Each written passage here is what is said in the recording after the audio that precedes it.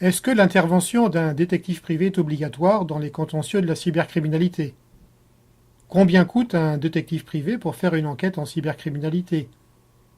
Le rapport d'un détective privé est-il obligatoire si on veut défendre ses droits en tant que victime de la cybercriminalité? Bonjour, je suis Alain Stevens, consultant en stratégie et en cybercriminalité pour le site sécurité.tv et ancien détective privé. Dans cette vidéo, nous allons aborder les différents thèmes autour des investigations et des enquêtes en cybercriminalité. Nous allons reprendre une définition que l'on peut trouver dans Wikipédia. Le détective est un enquêteur de droit privé, c'est-à-dire une personne ayant un statut de droit privé qui effectue à titre professionnel des recherches, des investigations et des filatures.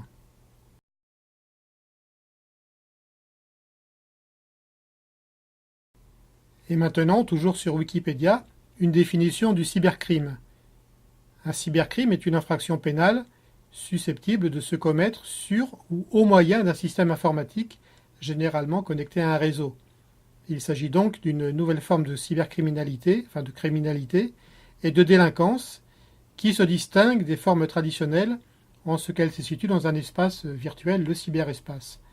Depuis quelques années, la démocratisation de l'accès à l'informatique et la globalisation des réseaux ont été des facteurs de développement du cybercrime.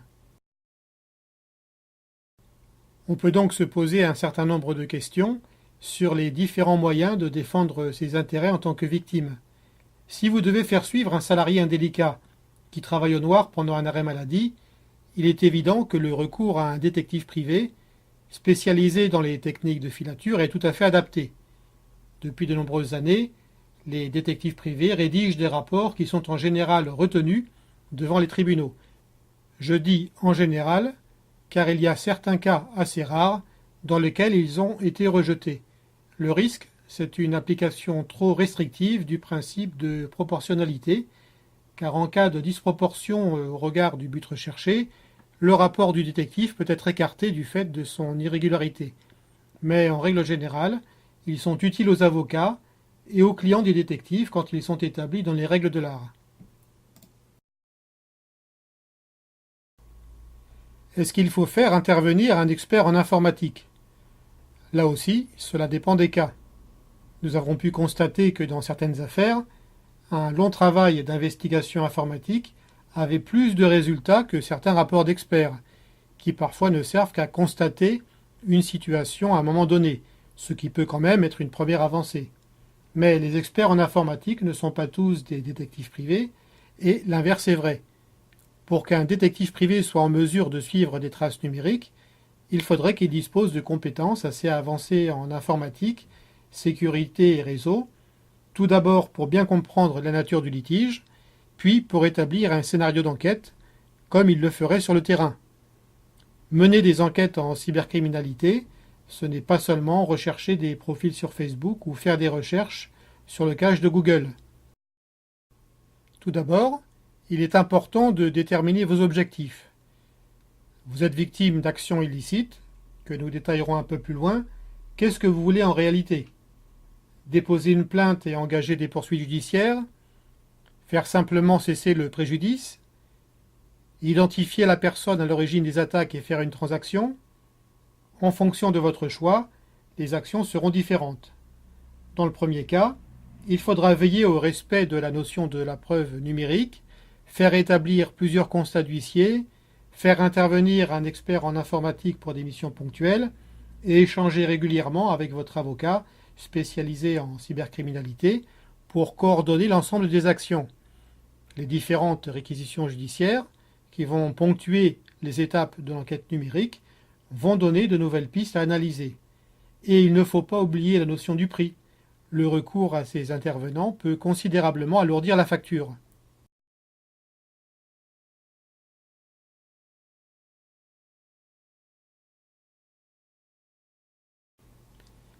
Et si vous ne voulez pas vous engager dans une longue procédure et simplement savoir qui vous menace sur Facebook, savoir qui poste des propos diffamatoires sur Twitter, savoir quel est le collègue qui a diffusé un message insultant sur votre réseau interne. Dans ce cas, nous allons agir de façon différente avec des moyens adaptés. Ce cas de figure intéresse surtout les particuliers qui n'ont pas de budget important mais qui veulent déjà identifier leur agresseur.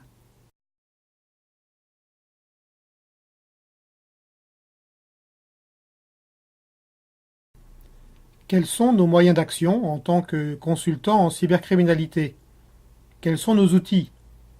Quelle est notre façon de travailler? Notre mission est basée sur un ensemble de solutions informatiques et de techniques d'analyse et d'investigation informatique. Nous allons collecter des données qui vont nous permettre d'identifier et de localiser les individus malveillants ou de faciliter cette identification par la voie judiciaire. C'est donc un travail purement informatique et pas un travail d'enquête sur le terrain. S'il est nécessaire par la suite d'avoir des compléments d'information sur des individus, nous contacterons notre réseau de détectives privés partenaires qui prendront le relais pour des enquêtes administratives ou pour des surveillances et des filatures.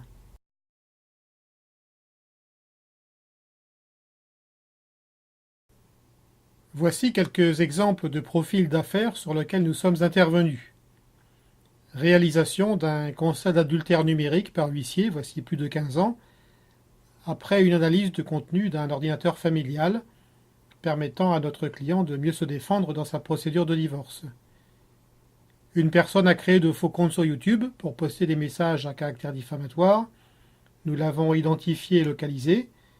Nous avons d'ailleurs traité beaucoup d'affaires de ce type avec des messages publiés sur des forums de discussion, des blogs et d'autres réseaux sociaux.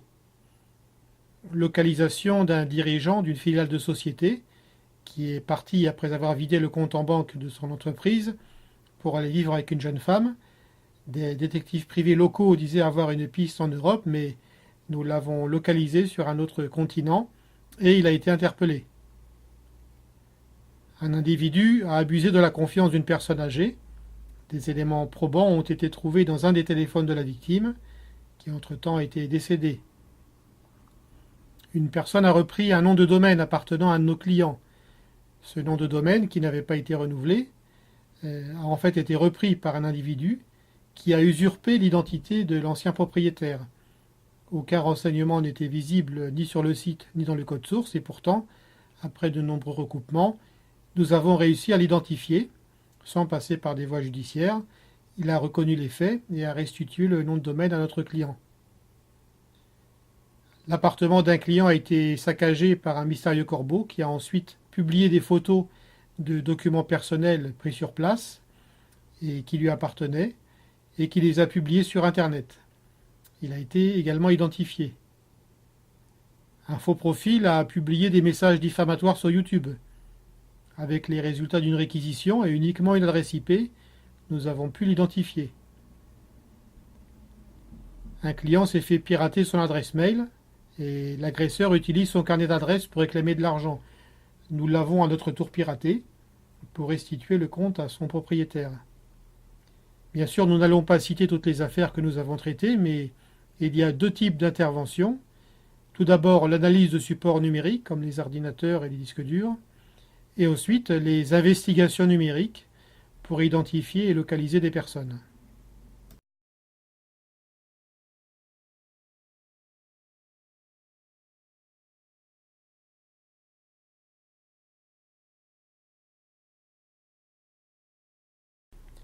Alors, quels sont nos moyens? Est-ce que nous sommes des pirates informatiques ou des hackers? Même si nous en avions les compétences, cela ne servirait à rien car ces méthodes se retourneraient contre nous. Donc nous ne pouvons pas utiliser les moyens illégaux, en particulier lorsqu'il faut produire nos résultats dans un rapport d'investigation. Mais nous utilisons effectivement des solutions informatiques issues du monde de la sécurité informatique, du hacking éthique et des procédés qui ressemblent à des tests d'intrusion.